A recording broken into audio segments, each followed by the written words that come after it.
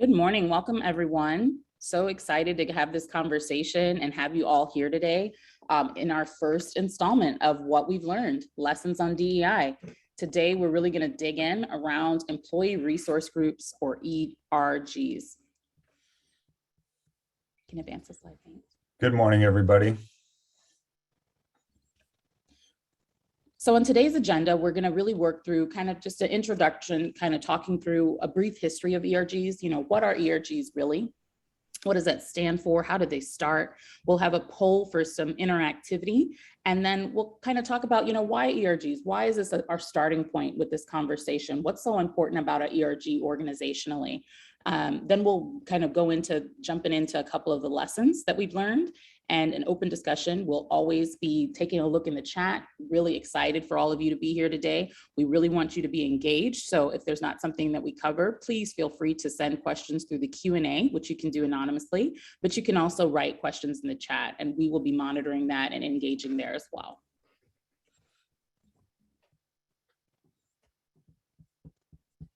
So for brief introductions, I'm Lisa Alvarado, Managing Director at Holistic. I also run our learning and development arm of the business, as well as working on a lot of client engagements. My background's in HR and diversity, equity, inclusion, as well as I have graduate education in the historic study of race, gender, and ethnicity that really informs so much of this impactful, amazing work that we do. Joined by our wonderful CEO and founder, Tom. Hi, everybody. I'm Tom Alexander. I'm the CEO and founder of Holistic. It's great to be here with you all. Super excited about this. ERGs, over the course of the 4 years of Holistic, have grown in the importance in the workforce and the amount of time that we spend on them. And we've really had a lot of fun, and I think learned a lot in terms of kind of how to interact with ERGs. And so we're super excited to have this event and to have you all here, and we really appreciate your taking the time to join us. Khadijah and Aaron, do you want to introduce yourselves real quick? Absolutely. Hi, everyone. My name is Erin Waddles. My pronouns are she, her, and hers. I'm a lead consultant at Holistic. I'll be interacting with you all in the chat. So if you have any questions that come up for you during the course of this webinar, feel free to send them to me. We'll get you some answers, but we're really excited for you all to be here and share with you what we've learned about ERGs. Hi, everyone. I'm Khadijah. I'm the lead business development associate here at Holistic. I'll be moderating the deck.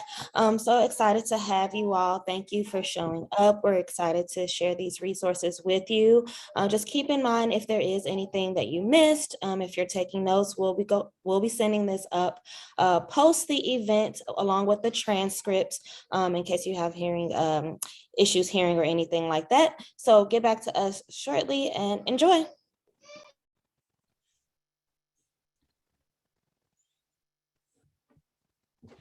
I see we're already getting questions, which is super exciting. So keep them coming. We're going to answer them. We'll answer them in the chat. We'll answer them live. We're going to make this really as interactive as we possibly can. So we're going to jump in and do a little introduction to who we are organizationally at Holistic. We really endeavor to help our clients and partners build diverse, inclusive, really vibrant workforces. And in these organizations, there are so many components to this. This is, we utilize data as kind of that starting place, that place in which we are delving in to really truly understand the employee experience and what's going on as we work strategically with our clients to come up with a plan for what diversity and equity and inclusion mean to their organization and how it manifests. And one of the biggest places for that that's foundational are ERGs. Employee resource groups are really foundational and a lifeblood of many organizations. And it's so many essential elements that are involved in the DEI strategy of an organization. It's a place where not only some of the most diverse and representative folks are, housed in an organization, but it's also a place where there's a lot of thought, energy, and empathy being put into the experiences of others, and a place that is a great partnership to those in leadership and those individuals who are making business goals, strategic goals around DEI. And so that's why it's so important that we really start with employee resource groups as a piece of this puzzle. So I'm going to go through a brief history of employee resource groups and how they really came to be. When we think about employee resource groups today in organizations, they're sometimes called ERGs. Sometimes we hear them being called BRGs, business resource groups. And that's really endemic of showing how instrumental they are in setting and helping to drive business goals that are inextricably linked to DEI goals. So the beginnings of those are really in the late 1960s, started first at Xerox. So Xerox is located in Rochester, New York, in upstate New York. And we know that this climate and this period of American history was really wrought with a lot of social unrest around race. Race riots in Rochester, New York in the 1960s really created a time where attention was being paid to the experiences of Black employees, not just professionally, internally at Xerox, but externally as well. And so despite Xerox having that progressive hiring program that was, really taking into account hiring a more diverse slate of individuals, these individuals, once inside, they really were internally facing quite a bit of discrimination. So, in the year, actually was by the time it was totally conceptualized and fully founded and put together in 1970 is the year that Xerox employees, along with support of their CEO, launched the first National Black Employee Caucus.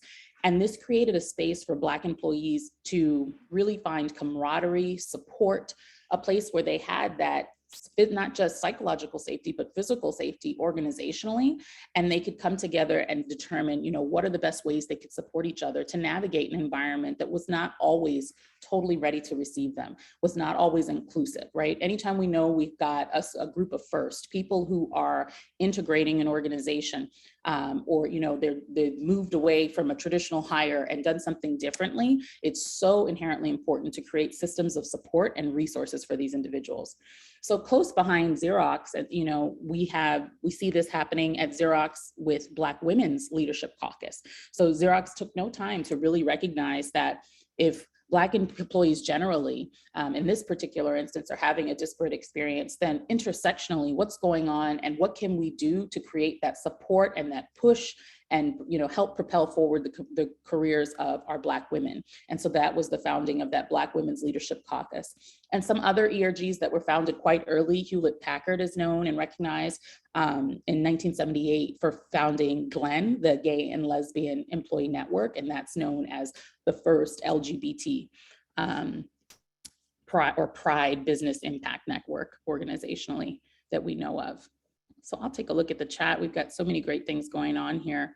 Avery says at ZS, we call our groups IDGs, right? So inclusion and diversity groups. So really embedding into the name, the mission and the work and what we hope that these groups are going to help continue to propel forward organizationally.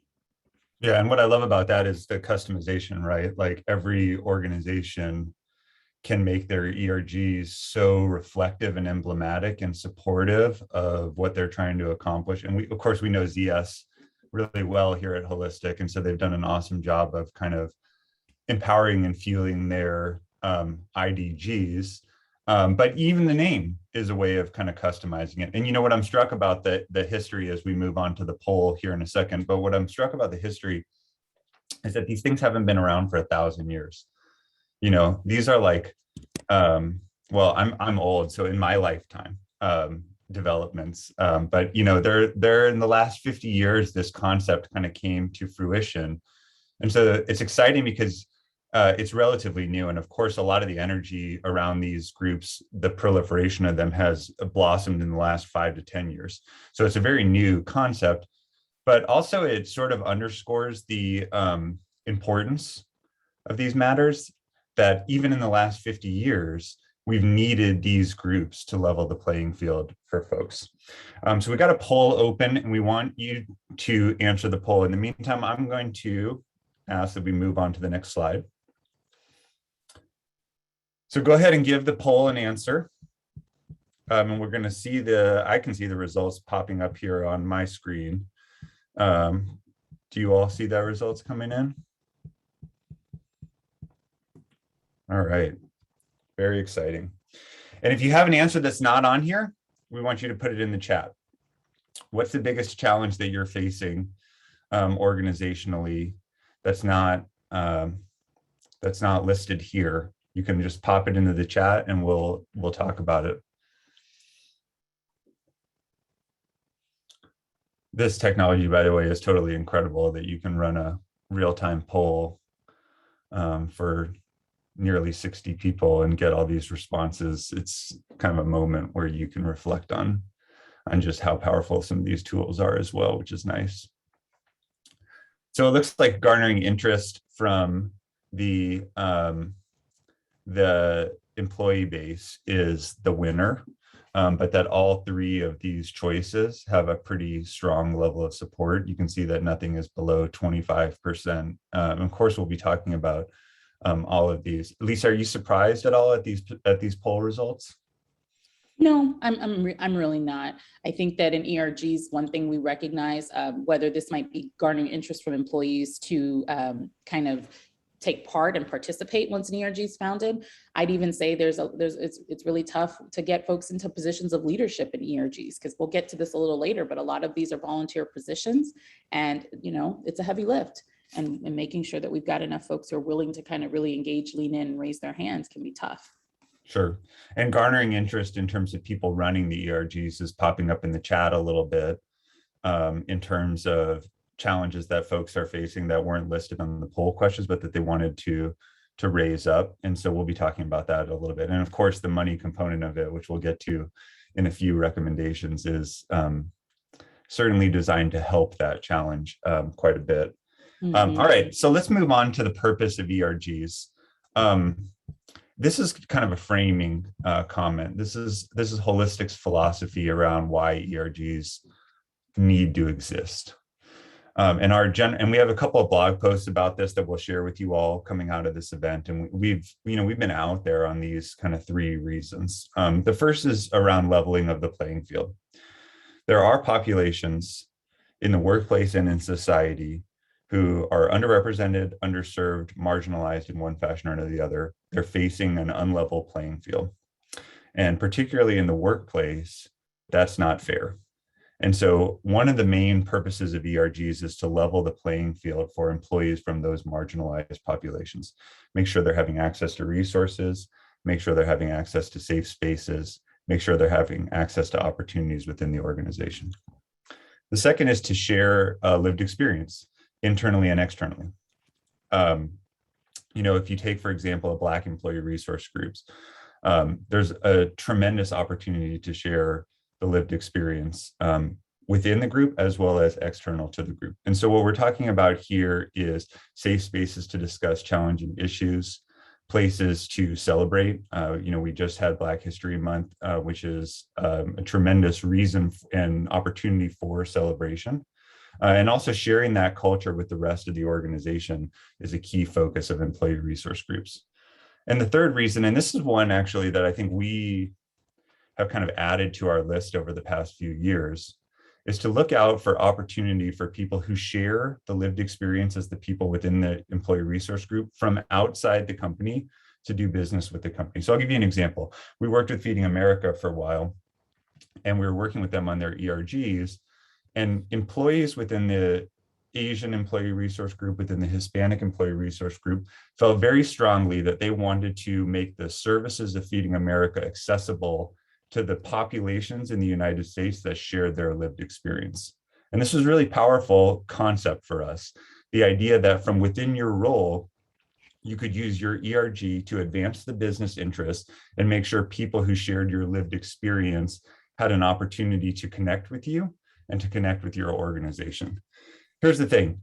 If your ERG can't meet, I would say at least two, if not all three of these standards, it really doesn't need to be an ERG. And we'll talk about that in a minute in terms of what to do if you kind of find yourself in a situation where you have an ERG that's not an ERG. But our point is that any ERG should be able to, in seriousness, have part of its mission be accomplishing each of these three elements.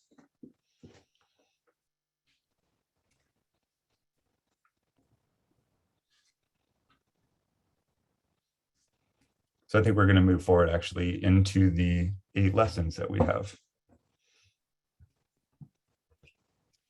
So for the first lesson we have today, You don't need an ERG for everything.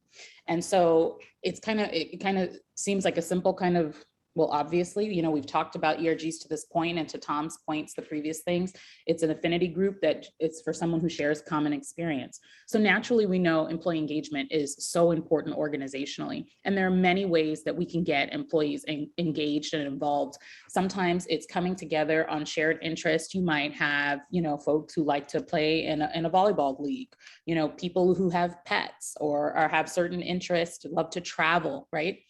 Things like that will frequently become, we've seen organizations create those under the buckets of an employee resource group. And as we've said, and some of the ones we named historically, they originally were called affinity groups, morphed into the name of ERGs. It was about someone's lived experience and personal identification. So more than something that I like to do, or I might want to do, or I choose to do, but really baked into who I am, right? Like I can't choose not to be a woman of color. Someone else doesn't choose, or, their sexual orientation or other portions of their identity. And the reason that it's important to kind of make these distinctions are, it's manifold. When you're talking about employee resource group, the idea is that this group is going to be well resourced. They are going to create the resources that help to carve out and create those moments of community, camaraderie, and support, specifically for those individuals organizationally who fit whatever identification that is that they hold.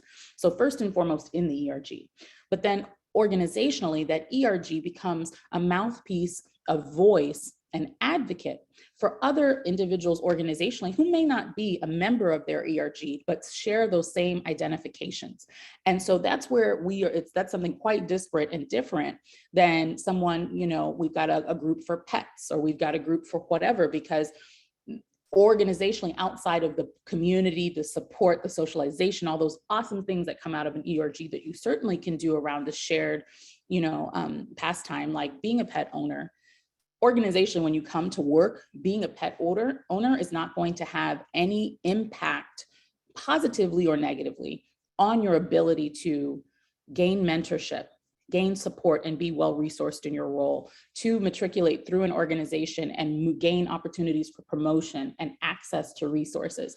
So those are things that we know some of the identifications that we hold and have naturally have and can and continue to impede progress of certain groups across the entire employee experience, from hire to retire or fire, right? So those are some things. So one thing that we say kind of as an action item for this is to really audit your current ERGs and determine if any of them should be split into multiple groups or eliminated, or, and even if it's not about eliminating, it might be, just changing the nomenclature. Like this is a club, this is something that's a little bit more of a social function and less of the type of function of what we're hoping for however you call or you determine your ERGs organizationally. Anything else this, to add? just to echo this, a lot of this stuff is about kind of like organizational prioritization. There's some things in the chats, and you'll see that I answered a question about a kind of organizational prioritization. And so when an organization deems something worthy of being an ERG, what they're really saying is that it ascribes to those aforementioned elements that we talked about before. And so this isn't just about kind of organizational functions. This is about the capacity for the organization to put forth its priorities and to make sure that it's honoring the lived experience of those people for whom ERGs are essential and necessary. And so these can be tough conversations, right? I mean, going to, like, I wrote a blog post a couple of weeks ago that we published that says, I know you love your dog. My dog is right here, so I'm gonna ask her to cover her ears. I know you love your dog, but she doesn't deserve an ERG. And going to a group of pet owners and saying, I know that you have your ERG and that you've been having a lot of enjoyment with it. We want to reclassify it. We want to talk about it a little bit differently within the organization. That's not necessarily an easy conversation, but for us, it's one that's necessary so that you can honor the other ERGs and the lived experience of the folks within them. Let's move on to the next lesson that we've learned. which is around money. This is one of the big ones, and we previewed this before the event, but you got to pay your ERG lead. So we did a poll. I put up a poll on LinkedIn recently and about should you pay your ERG leads? And there was like 4 choices. It was like, yes, it should be a fixed rate. Yes, I'm not sure how much to pay them. Yes, it should be based on performance. And then the last one was no. And so that was dumb of me to include no as a choice, because who's going to answer that poll and say no? I thought maybe like 1 or 2 people would do it. Like maybe somebody who was in charge of the money for an organization, but nobody, not one single person who responded to the poll said, no, you shouldn't pay your ERGs. And it just got me thinking that there's almost universal agreement that ERG leads should be paid. And I think, if we kind of ask this group, almost everybody here would agree that ERG leads should be paid. But the crazy thing, Lisa, is that in our work, we've seen like 10%, if that, of organizations are actually paying their ERG leads. So like you talk about a disconnect, here you have universal agreement on the part of the workforce that people should be paid for something. And then you have a very, very, very small percentage of organizations that have actually been able to do it. And, LinkedIn announced that they were going to pay their ERG leads, I think last year, and they got an enormous amount of attention and credit for it. Like it's still very novel when an organization pays an ERG lead. And I'm just kind of wondering, what are your thoughts about why there's such a disconnect between organizations paying their ERGs and the organizations that have actually done that? Great question in the chat, Kesha. Kessa says that some of my ERGs do not perform equally. How do you measure performance to support bonus or additional pay for ERGs? So we'll definitely get to this, but the answer is structure, right? In being set up, is this the type of things that similarly to a club, you just go, who's interested and raise your hand? Or organizationally, part of that support by leadership that we talked about is one of the 3 main tenets necessary to starting an ERG is you're going to be well resourced and supported. You're going to have a budget. You're going to have expectations. The same ways that we have company goals, OKRs or KPIs, you are going to, as an ERG, have those as well, because I'd hope that the organization that has ERGs has organization-wide DEI goals, and those should be directly connected to the ERG. So there's an obvious understanding of what's the level of expectation, how they feed into the larger picture organizationally around driving DEI. And the measurement, as you have something that's measurable and scalable, then you can make a determination about the expectations and level setting on, certain groups kind of taking off and other ones kind of petering out and not having the same impact. Yeah, and so there's tons of questions coming in about how to actually do this if you want to pay ERG leads. And so I'm going to give you a couple of thoughts that we've developed at Holistic that are very specific, but there's a lot of opportunity to customize this for your organization. But here are our recommendations. First of all, we recommend a flat rate payment, not a percentage of compensation and not a stipend based on performance, but a fixed rate payment for an ERG lead based off of the size of the organization and the expectations. We've actually built a calculator, which we'll share with you all after the event, where you kind of pop in a few numbers about your organization, and you'll be able to calculate sort of what our recommendation would be for payment. But we're also going to have a special offer at the end of this event. We'll talk with you about how we can help you come up with the number, because the number is hard to figure out, but it is important. Here's why we like it to be flat rate. If you do it based off of percentage of compensation, or like if you do it as a percentage of your compensation, then by definition, you're rewarding higher compensated employees more. And since we already know that at the higher ranks of organizations, they tend to be less diverse. In fact, that's part of the reason for ERGs is that we're trying to diversify the higher levels of our organizations. We don't want to perpetuate an inequity in that regard. Similarly, we don't really like this pay for performance type of thing, because we often see scenarios where you get into a very strong debate over how well the performance is. So if you do want to do it as like a performance-based bonus thing, then it's really important to have a very strong structure for how that's going to be measured. And what we would just basically like to measure is effort. how many people are coming, how many events did you do, things like that. Just the basic measurements would fuel kicking in that compensation if you want to go in that regard. So a pretty low bar in terms of earning the things. What you do not want to do is end up in a position where organizationally you say you're going to pay ERG leads, and then somehow, based off of the mechanics of how you set it up, they're not getting the full payment, or they're not getting a fair payment or anything like that. It's tough. You don't want to do that, because that's almost even worse than not paying them in the first place, is somehow shortchanging them in terms of the payment. Also, this is not a place where you should be, kind of too cute by half in terms of the payment. This shouldn't be a payment in equity that will materialize in the future. This definitely shouldn't be a payment in the forms of like professional development opportunity. We're talking about American dollars that you can spend in stores being added to their paycheck. And the last thing that I would say is we recommend a quarterly payment rather than something that's added to your paycheck every month. And here's why. We don't want our ERG leads to be in those roles forever. And when they leave and they stop getting that payment, we don't want it to be seen as a taking away from their salary. So you want to very clearly separate it from their week by week compensation, so they don't come to rely on it as part of their base compensation, but rather it is an additional payment that's coming from the organization to support them. Commonly, so we have another that came from the Q&A, kind of connected to this question of budgets, paying your ERG leads. So it says, we are discussing budget for our newly budding Black ERG. One of our members suggested we try to use internal speakers so we don't have to budget so much or at all for it. I agree with no unpaid labor, and I think the company would support paying someone to speak, whether internal or not. Any suggestions on how to? Yeah, it is 1000% a statement of values and priorities. So they should pay the speakers. If it's an internal speaker, maybe you pay them with like a gift card or something like that. If you don't want to pay them cash. But an organization that's unwilling to pay for an external speaker, I'm going to come back to them and say, how committed are you to this? And I get, we have to make choices around money. We do at Holistic, every organization does. So I'm not blind to that.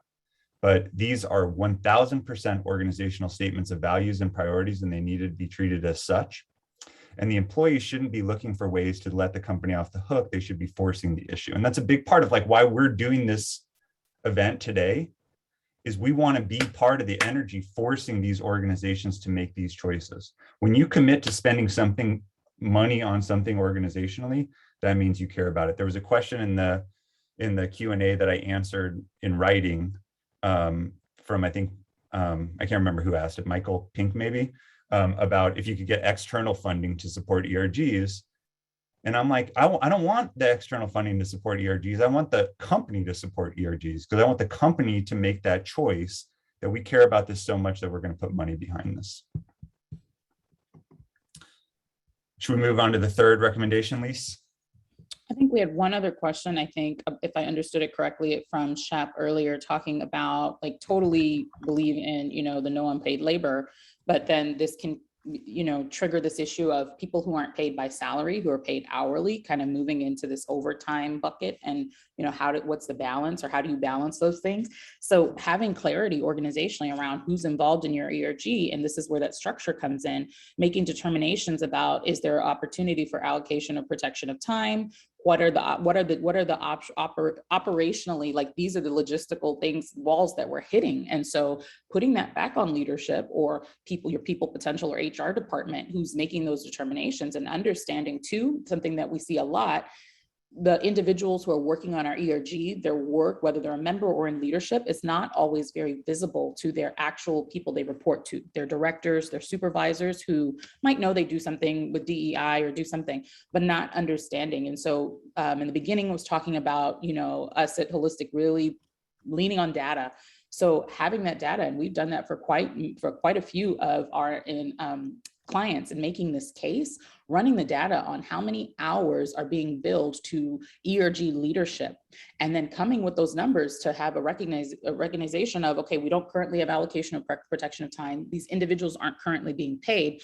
How are we supposed to balance the scales for individuals who are in something like a project management role or certain consulting roles where they're expected to bill 40 hours a week to client work, right? So we can't just manifest and make these things up. What is the plan and what is the expectation? And those being very clearly delineated and set at the onset. Great questions, and I really appreciate them. So now we're going to move into the third, that collaboration is key. So ERGs really should be encouraged to collaborate with one another. This is one of the places where I have experienced the most rich conversations, the most vulnerability. When we have, people of color ERG and a pride ERG at an organization work cross-collaboratively to invite an invited guest speaker or to co-host a training or a panel. And it's a moment that is very, I think, impactful organizationally, because though ERGs, first and foremost are creating, community for their very specific, identifications. Any programming or anything that they put on communications are firm or company wide. And so this is an opportunity organizationally for other individuals who might not be able to actually identify with that, whichever demographic or whatever connection you have as an ERG, to get a deeper understanding into your lived experience, personally and professionally, and how the two of those are so hyper connected and have a lot of overlay. And it becomes a moment where, sometimes these conversations are, a place to share experiences that can be really hard and tough to hear, but we can get toward solutions-oriented conversation. We get toward awareness and education building. And those are the things that when you get them in front of your organization, that start to open eyes, ears, and minds and hearts. And those are the things that are going to lead to the verb of inclusion, of people showing up and going, wow, I know my colleague, Tom, from our work together in design, but I had no idea about his experience in XYZ way. And now that I have some of this awareness, I can kind of do some of that self-awareness work and tap in and think about, how might I show up? What are the things I could say or do? How could I be a champion or an ally to these individuals? And so it's so important to work cross-collaboratively as ERGs, and even simple things like many of the things you all are mentioning in the chat, the challenges that are faced by ERGs, the things, how do we get, we recognize that XYZ organization, the women's group, is so propelled. They've got so many folks that are interested and engaged and willing to, make light work with many hands. But in Pride, we're really suffering and struggling with whatever. Putting your heads together and trying to understand, like, what are the mechanisms and tools and things you all have used to help you build and help you expand and, get to those kind of goals. So the action item for this one is really setting up those periodic cross ERG meetings in which ERGs have a chance to present what they're working on, sharing their calendar, and even, working to plan a joint event. So one of my clients at Right Point, we call these the ERG roundtables, and we try to do these quarterly. And quarterly, we're able to, it serves a dual purpose. First and foremost, organizational leadership, that the executives that are tasked with driving DEI of the organization are a part of this conversation, as well as all leadership from every ERG.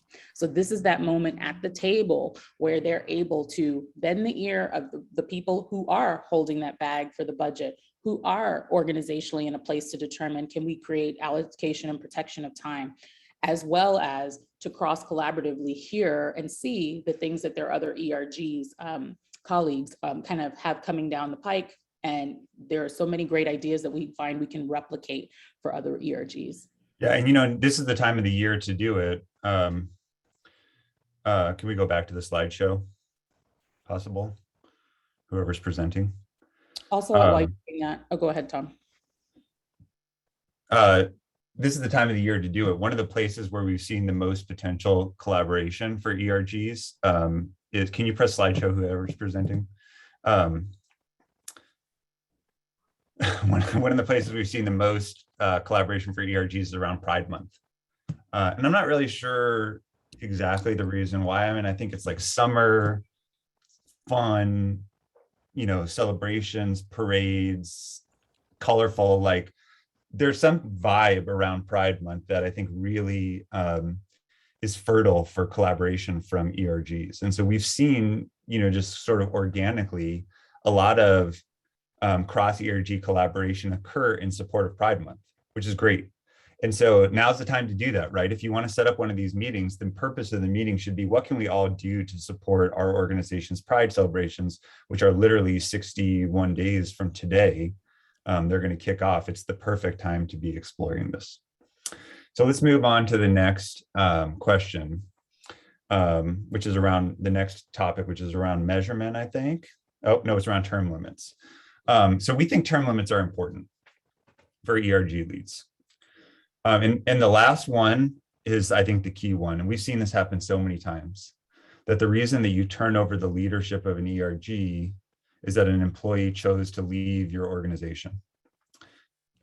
That is really tough on the organization. First of all, anybody who's leading an ERG is a key employee of an organization. So you don't want to see that person leave ever.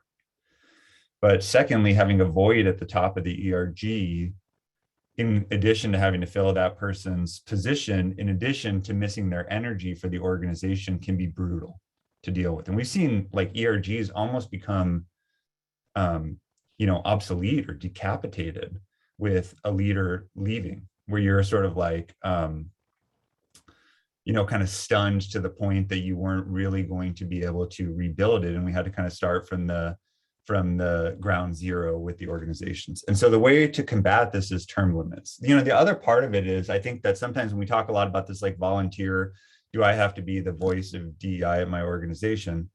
A lot of ERG leads feel like they can't leave it. They feel like if they and that's a huge burden to carry on your shoulders. Like, I have to keep doing this because if I don't do it, nobody else will, or the organization won't take it seriously. And so what we want to work with these folks on is a term limit. You're going to be a leader of an ERG for a year, 18 months, 2 years, whatever it is. And at the end of that, you're going to be a part of the process to choose the next leader of the ERG. And it's so freeing. Now I have a concerted period of time where I can get done what I need to get done. It's not a lifetime appointment. It doesn't come with the burden of that. And more importantly, I don't feel like I'm solely responsible for this ERG persisting and continuing in perpetuity. And so our action item is, go to your ERG leads and just ask them, how long have you been in the role? First of all, my guess is a lot of you don't even know how long the people have been in the role. And then how long do you think you should be in the role? When would you think about turning it over? And there's a question from an anonymous attendee. What does the succession plan process look like? It's an excellent question. I think what we would do is we would say, you kind of invite folks to raise their hand that they might want to participate. You go through some sort of interview or evaluation process that you can define as an organization. And then you have like a month period where you kind of do the transition with that person.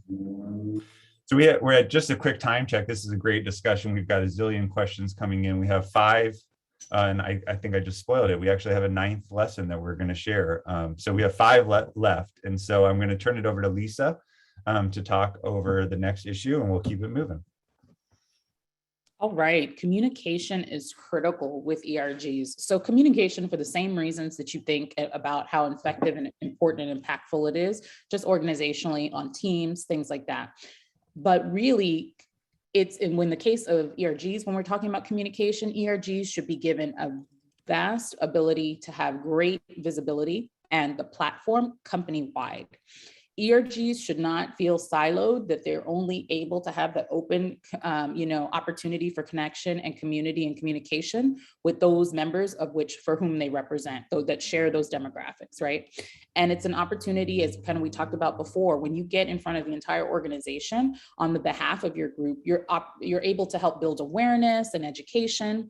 The great, fuzzy feel-good moments of celebrating our cultures, right? How beautiful is it when we get on an all-company meeting and someone is telling a story that's really rich with their cultural experience or history, or doing a presentation around those heritage months or those days that really matter to them. But really, it's also because ERG members and ERG leadership are ambassadors for DEI internally and externally. So it's in the organization's best interest to give this mouthpiece. This is one last DEI message that PR, marketing, or anybody else has got to write organizationally. This is some of the best and brightest of an organization talking about how instrumental and central to their identity, who they are, how they identify is, and how that connects to the organizational impetus around driving diversity, equity, and inclusion. And so there are opportunities to not only internally showcase and give space for communication and amplification to ERGs and ERG members and leads, but externally too, right? So making sure that there are open lines of communication of membership to leadership specifically. So making sure there's an opportunity for listening, making them aware of any issues that might be faced from their respective communities organizationally. So this is a really good opportunity, and there should be an open door of communication, so that I think earlier I saw in one of the comments, like, how do we make sure that ERGs are not just a place to gossip or to vent or to complain or to whatever. Create an avenue for feedback so that there's not this concern by leadership that folks are in an ERG talking about how poor their experiences are as POC or women or any other group you have organizationally. If they have a mechanism for feedback to those people in leadership, those people in people potential or HR, they're going to understand how they can, what in fact they do feel that they're struggling with or up against, and what resources or support there might be or mechanisms there might be to move those conversations from what might need to be sometimes event session into solutions oriented, right? Into something that's going to, be palpable, and what kind of change or addition could we make here that's going to help not just the individuals in this ERG who've had a problematic experience potentially, but organizationally to help and show that we're driving inclusion for everyone. Advocating on behalf of the ERGs. Someone else said earlier, how do you get a chance in some of this if you don't have a seat at the table to be, do this decision making. ERGs require advocates. ERGs are not something that can be separate and siloed from, those people in positions of power and decision making in an organization, because then they are being treated as if they are a club. They're being treated with the same respect that you would treat someone who enjoys, brew making or soccer or whatever it is that brings you together. They're not getting that opportunity and that recognition that there's a need for this. Not just it's nice to have because an organization of a certain size who says they care about DEI should have ERGs, but there really hasn't been much understanding, purpose, and attention paid to what's the reason that you have ERGs first and foremost. Because ERGs, as much as now they are much more, they're sanctioned by an organization, and so they're well-resourced and they're for the good of the organization, the first and primary reason for ERGs is still in service to the employees and not to the organization. And until that's something that's clear on the table and discussed, then you're able to kind of make these moves where ERGs feel that they're empowered and they have an ear, at intervals to, have these conversations and be a part of decision-making and solutioning. And then, so really the action item for this one is to build some kind of protocol or procedure through which each ERG can gain that access to the company-wide platforms with this key information. So for many ERGs that I work with and advise, I know they do all company meeting takeovers, right? Tom talked about during Pride, it's Women's History Month. Just this past week, the women's, ERG took over an all company meeting. You have a slot, have a space, and that you have the captive attention for everyone, because one thing we know about a lot of DEI programming, ERG programming, it's opt-in. So you consistently see the same 40, 50 people who are coming and involved, and you're not getting that buy-in, and you're not getting in front of some of those hearts and minds that you might need to impact. But if you're able to get in front of the all company meeting, you're able to do that. The other thing that's great about that, at an all company meeting, there's usually the things on the agenda are talking about the business, revenue, new business, new clients, things like that. And so if the next bullet on that is now we're going to have, the people of color or the Pride ERG come, you're rising the profile of that ERG and their leadership and showing how important that is, that they're going to take over the slot of where you'd usually be giving a business update. So it's not always something that's separated. Like an Instagram takeover, set it up today. Contact your social media people. Can we do an Instagram takeover sometime in the next month? Is an easy way of starting this process of making the platform available. Let's move on to the next slide, please. So we have a second poll. which what we're going to do is we're just going to invite you to share in the chat. What does success look like a year from now? Actually, we're going to not do this this poll here. We're going to just invite you to share in the chat. What are what would success look like a year from now? Throw your answer into the chat, and we'll be addressing them sort of after I kind of share the next recommendation that we have for ERGs, which is number 6, I believe, which is to use ERGs for recruiting. When you are, so everybody out there wants to diversify their team. This has been a huge area of focus for Holistic. It's a huge area across the business landscape. ERGs are without question your best recruiting tool to diversify your team.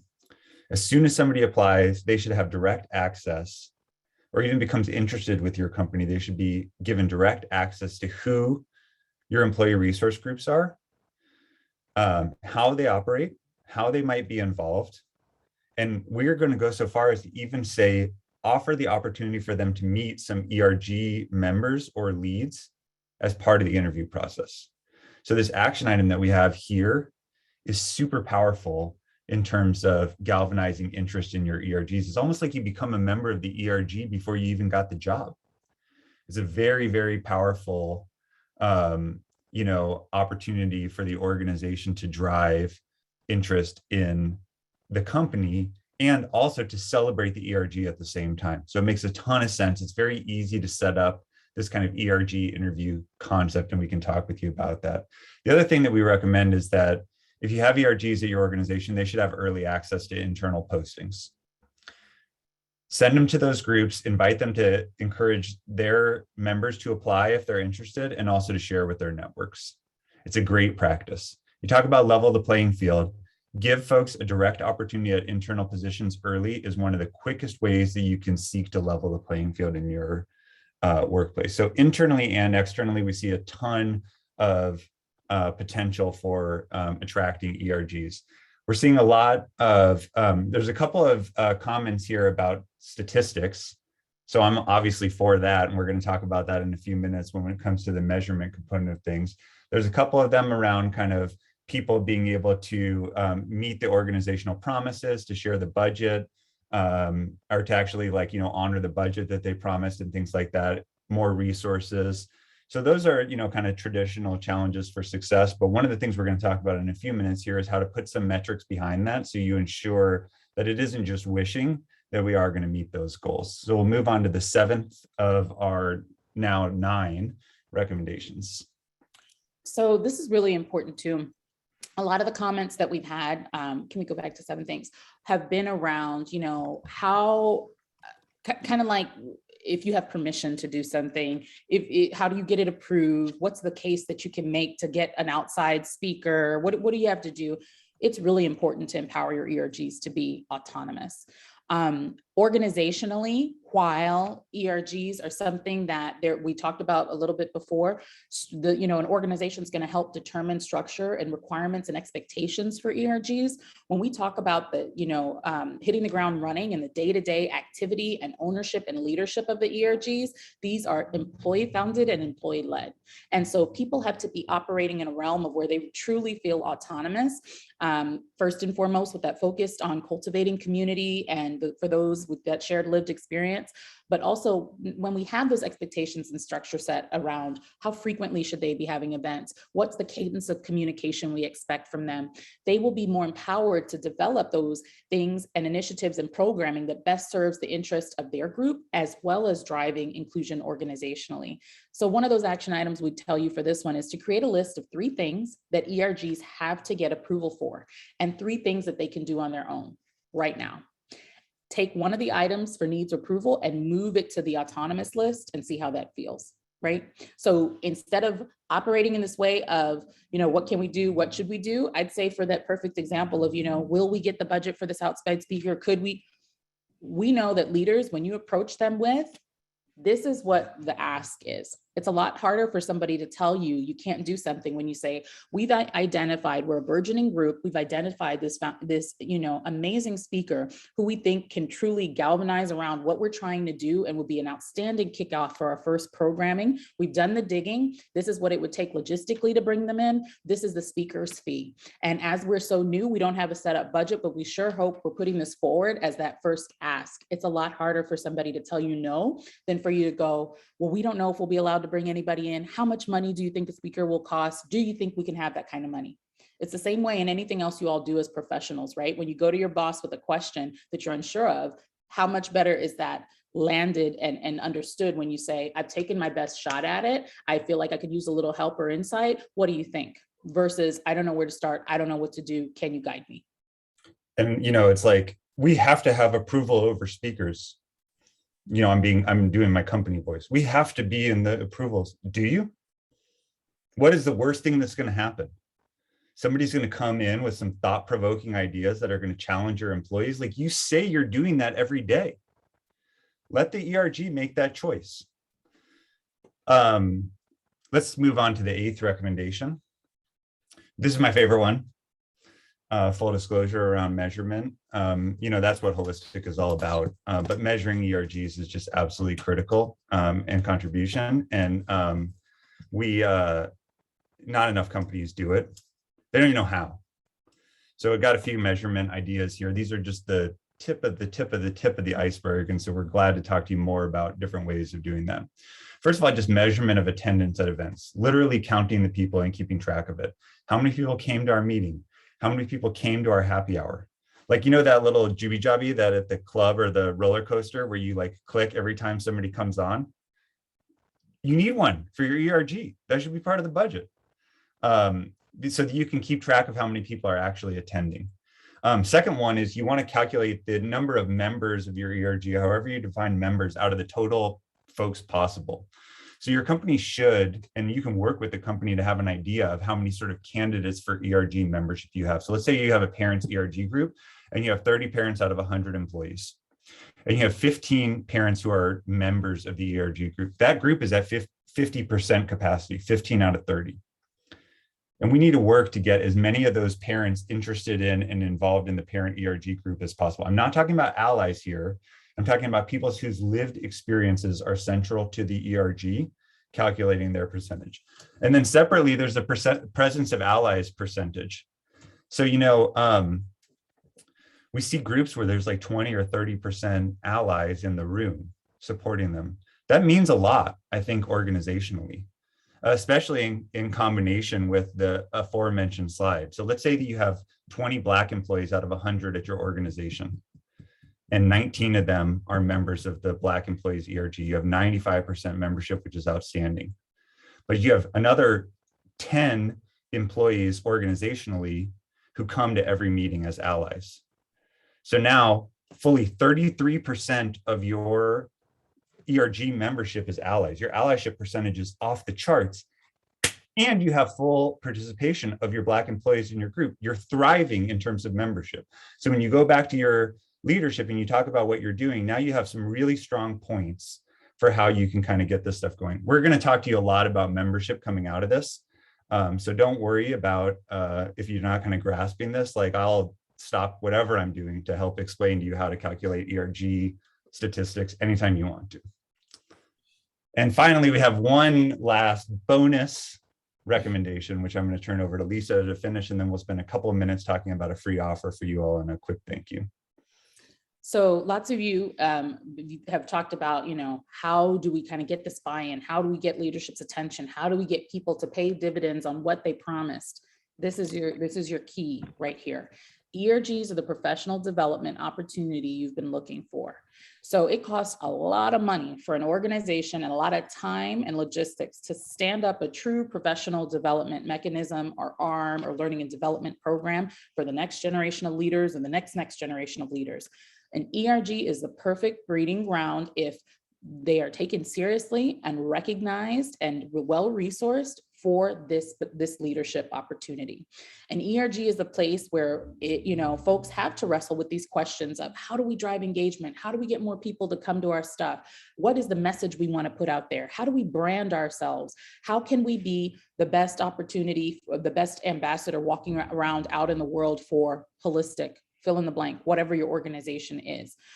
Employees who are in this, even people who outside of the ERG in their day-to-day role do not have leadership capacity, they have an opportunity to lead without authority in an ERG. They might not have that title of director, manager, principal, whatever that is, but in an ERG, they're able to have great ideas, and when they're well-resourced and supported, able to drive those ideas and show how we can, level up our organization, how we can level up the culture. The number one thing that folks come to us about is employee engagement and experience, right? Related to DEI, but related to everything else. And what is the experience the employees having? We're in the Great Resignation. And ERG is a bastion, a place that should be on the very first page of any hiring initiative, any onboarding document, anything. The first thing a candidate should receive if you are to come to our organization. Let me tell you a little bit about the culture. These are the awesome ERGs we currently have founded, and these that we've had that because we've surveyed our folks that they have expressed interest in starting. And these are the amazing things, the 4 amazing things they did last year. They brought in this speaker, they did this, they had this community partnership. And those things are going to consistently raise the brand equity of the organization. So it's a win-win for them. It's also a great place where you can really grow those skills of self-advocacy and managing up. So the things that you're doing in an ERG that you're thinking that are totally divorced from your day-to-day role, no, if you can get executive leadership to get you that budget, to get this awesome speaker to celebrate and to galvanize the organization, then imagine what you could do for yourself in your own career day to day. If you're able to, with someone you have an even closer relationship with, whoever you directly report to. So we really think that this is an opportunity for you guys to take the action item of ERG participation should be a consideration in your company's performance review process. This is integral. So even for those who pay is not really on the table, allocation or protection of time have not come up.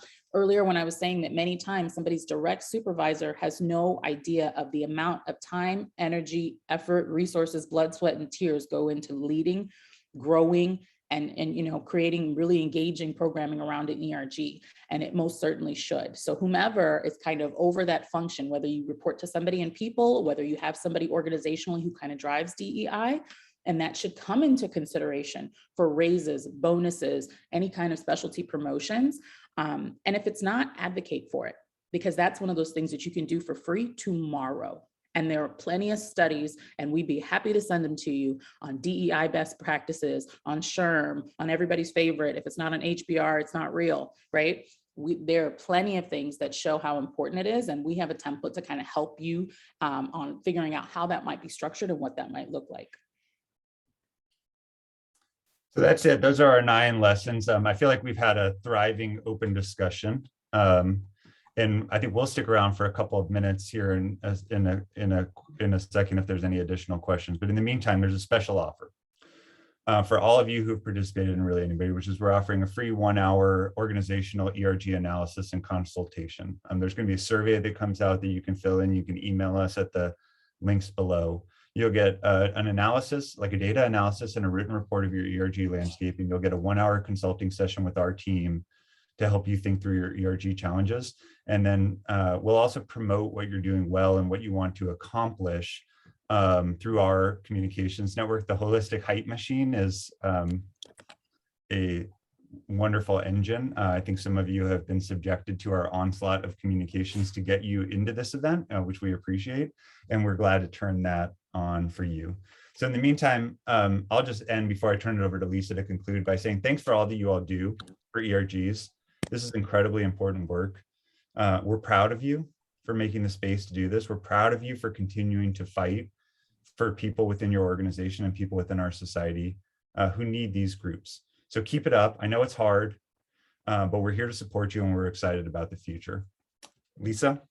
Yeah, I saw some great questions still coming through. If you had questions that we weren't able to get through, our emails are listed here at the bottom. Please feel free to email myself, Lisa at holisticindex.com. Happy to have a conversation, happy to, kind of help you.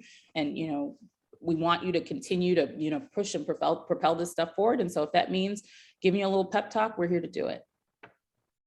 Have a great day, everybody. Appreciate you all I want to very thank much. my colleagues for their help in running this. Thank you, Aaron and Khadijah as well. Amazing people. Bye.